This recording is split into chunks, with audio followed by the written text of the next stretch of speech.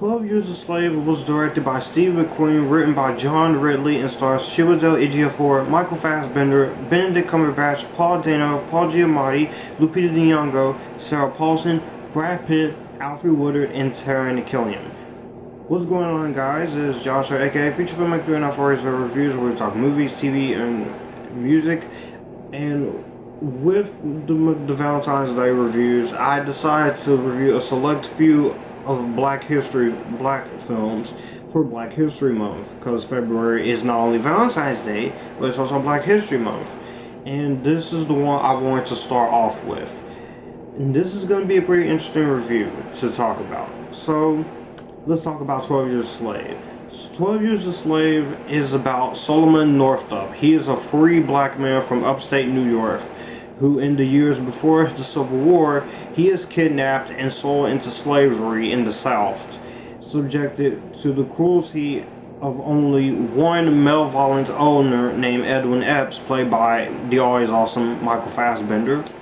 He also finds unexpected kindness from another as he struggles to continually to survive and maintain some of his dignity. Then in the 12th year of disheartening ordeal, a chance meeting with an abolitionist from Canada changes Solomon's life forever and helps him get out of this slavery. Therefore, 12 Years a Slave. Before I get into 12 Years a Slave, I want to know, what do you think of this movie in the comment section down below.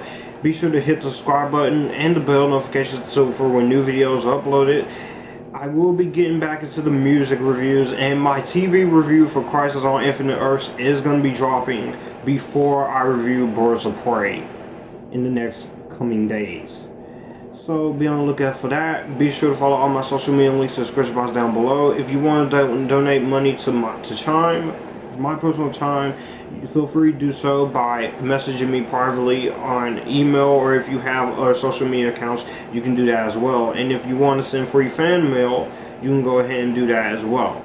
So going in 12 Years a Slave, I was nervous because I did put this on my best movies of the decade, which I just recently uploaded onto my channel a few days ago, and this was on it at number 9. But I do have a confession to make when it comes to 12 Years a Slave. I didn't see this movie when it came out. I didn't see this movie when it came out on DVD. No, I literally did not watch this movie. For the longest time, I always avoided watching this movie because of the fact that it's going into slavery and cruelty in slavery days. And when you look at movies like this, slavery is not the most easiest subject. It's not a very easy subject to tackle on, especially with a movie like this. And I'm gonna say right now, if you're not a fan of movies about slavery or slavery days or how we were treated as slaves, this movie is not gonna be for you. This is not gonna be your type of movie. I don't think you will particularly enjoy this, because this is not a feel-good movie. This is not a comedy. This is not an action movie. This is a historical drama film about a free black man going through 12 years of slavery at the hands of a slave owner. And so for the longest time, I just stayed away from this movie. I did not want to watch this movie. But then, before the decade of 2010s ended, it was during Christmas break of 2018, when I watched this in December 2018 for the first time. I turned it off the first time. But then, I gave it a secondary shot, and I said, I'm going to sit through this whole movie. I don't care if it is showing through slavery. And I, honestly, I'm going to say it, I'm glad I waited until it was the right time, because this movie is great. I love 12 Years a Slave. This is a phenomenally well-made movie. This was Steve McQueen's first movie. His second movie was Widows. And I gotta say, as far as the direction standpoint with 12 Years a Slave, Steve McQueen does an incredible job with the direction in this movie. And that's all due to his brilliant directing and the writing from John Ridley. This is not the most easiest story to tackle on. You are tackling on some heavy subject matter as you're watching this movie. And the way this movie is presented, this is based on 12 Years a Slave, the book by Solomon Northup, who Chiwetel Ejiofor plays, and the writing in this movie is amazing. I do love the writing and the way this movie is written. You get the sense that Solomon Northup, he is trying to deal with his 12 years of being a slave while also maintaining his dignity as a free man, which he is wrongly kidnapped by at the beginning of this movie. And when you see the slavery scenes in this movie, it is hard to watch. It is heartbreaking to watch. It is tough to watch, especially if you are of skin color of mine or not. I feel like personally it is a hard movie to watch. And for the 2 hours and 14 minutes, the 134-minute runtime, I was invested throughout the whole thing. I cared about Chiwetel Ejiofor. I cared about his struggle and what he was going through. And if you are a black person, you can relate to this because this was how we were before nowadays. This is how we were treated as slaves. And I will, like I said, there will be times where some people are not going to be able to take this movie in due to that. But it's not only just the direction and the writing that makes this movie good. The performances of its cast is what truly makes this movie work. Chiwetel Ejiofor turned in an Oscar-worthy performance of his career as Solomon Northup. Chiwetel Ejiofor is one of the most underrated actors working today. He doesn't get a lot of recognition. I do think he is a phenomenal actor. And his performance as Solomon Northup, you don't see Chiwetel Ejiofor. You see Solomon Northup. You see what this character has to go through in terms of slavery, being owned by a slave, him having to be forced to work with the slave owners. You feel the struggle, and you also feel the part that he wants to get out of this alive. And not only the fact, he also has a family and he's trying to get back to, and he's also a musician, and he is writing notes trying to get out of the situation that he's in. And I think Chiwetel Ejiofor's performance, this is easily my favorite performance of him. I like the guy in other things, but this is my favorite performance from him. Benedict Cumberbatch is also really great for his little screen time. 2013 was the year of Cumberbatch. You had this movie, The Fifth Estate, and then you had Star Trek Into Darkness, which was my introduction to Benedict Cumberbatch as an actor. I gotta say, the man is a great actor. And it's awesome that him and Chiwetel Ejiofor are both in the Marvel Cinematic Universe. So that was really awesome. I loved his performance for the screen time he was given. Paul Giamatti was really great. Brad Pitt, who doesn't show up to the end of the movie, he is amazing. Alfred Woodard was great. Tanya Killian, Paul Giamatti, Sarah Paulson as the wife of the slave owner, who I'm going to get to in a minute. Lupita Nyong'o. This was also everyone's introduction to Lupita Nyong'o, and Lupita Nyong'o is a great actress. She is a great actress.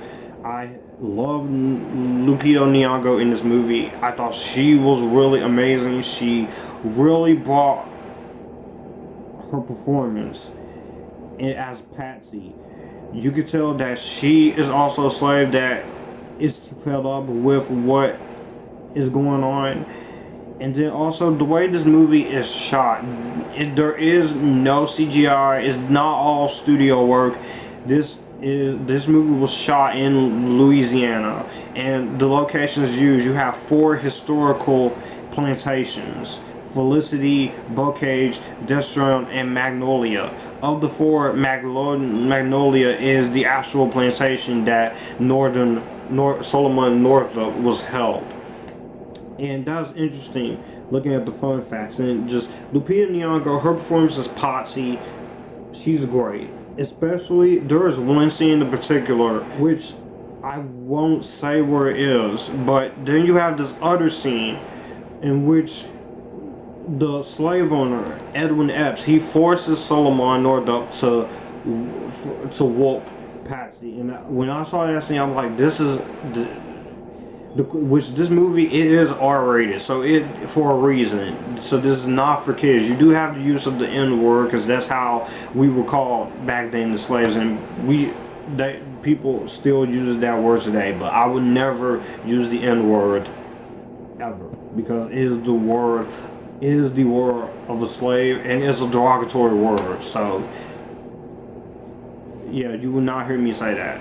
And plus, it's not the easiest movie to watch. That scene alone, with him having to whoop Patsy, and then Edwin just whoops. I'm like, this movie is already for a reason. You do have the language. You do have cruelty. The slavery scenes in this movie are hard to watch. You see what slaves have to go through in this time period. And for so many people, that can be a little disturbing to watch. It was disturbing for me watching it. I had to take it all in because this is how it was back then. But Lupita Nyong'o was amazing. But Michael Fassbender, this is a great actor. Michael Fassbender is a phenomenal actor. Even in his bad movies, whether it's Assassin's Creed and The Snowman, which I have not seen but I heard was terrible. I didn't even hate Assassin's Creed.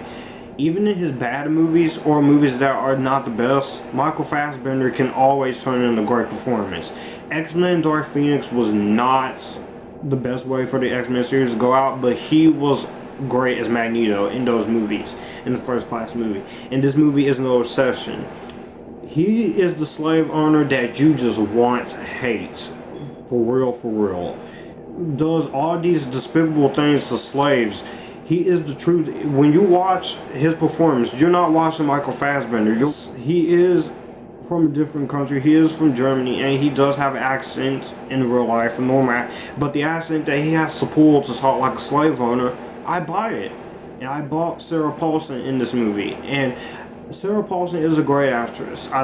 I have not seen American Horror Story. I heard a lot of great things. A lot of people say I should watch it, but I just don't really feel comfortable watching something that is overly weird.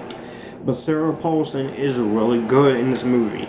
The acting is good. And not only that, the way this movie looks, cinematography standpoint, is really well done. The editing is top notch. I gotta say, the editing is really well done. And also, Hans Zimmer's incredible score. I love me some Hans Zimmer as a composer. Say what you will about Dark Phoenix, but you gotta give credit to where credit is due. Hans Zimmer's score was awesome. It's amazing. This movie won 3 Oscars for a reason. Best Supporting Actress, Lupita Nyong'o, which she deserved it.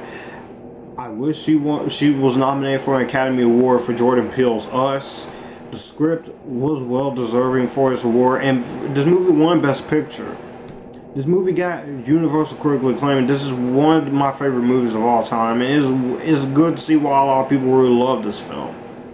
My one and only gripe with 12 Years a Slave is the use of the N-word. I'm always going to have this little thing when it comes to the N-word, and some of the cruelty scenes are hard to get through.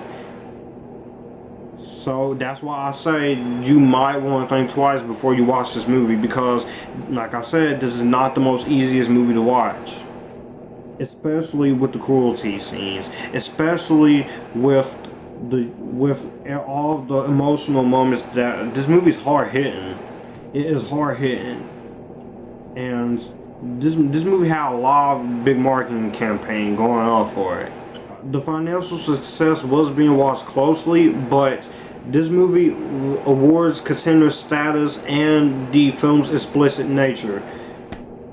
And a lot of people has heavily compared this to Passion of the Christ and Schindler's List, which, even though it's not on that same level, it does have hard subject matter, but I feel like this is kind of more tolerable than Passion of the Christ. But even though I like Passion of the Christ now, I'm back and forth with that film. I would encourage you all to see 12 Years a Slave, to those who has not. All in all, 12 Years a Slave is a phenomenal film. while it is hard to watch at times, it is the performances, the direction, the writing, the music, and just the story, the interesting story that is displayed throughout this entire movie about this man's 12 years as a slave that makes this movie worthwhile. So I'm gonna go ahead and I would give this a Spider-Verse seal of approval if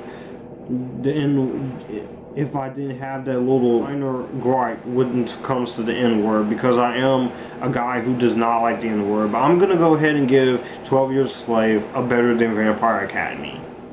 That was my review for 12 Years a Slave. I want to know what you all think of 12 Years a Slave in the comment section down below. Do you like it? Do you hate it? Are you somewhere in the middle? Do you think it's overrated? Let's all be friendly. Let's all have a nice discussion in the comments here.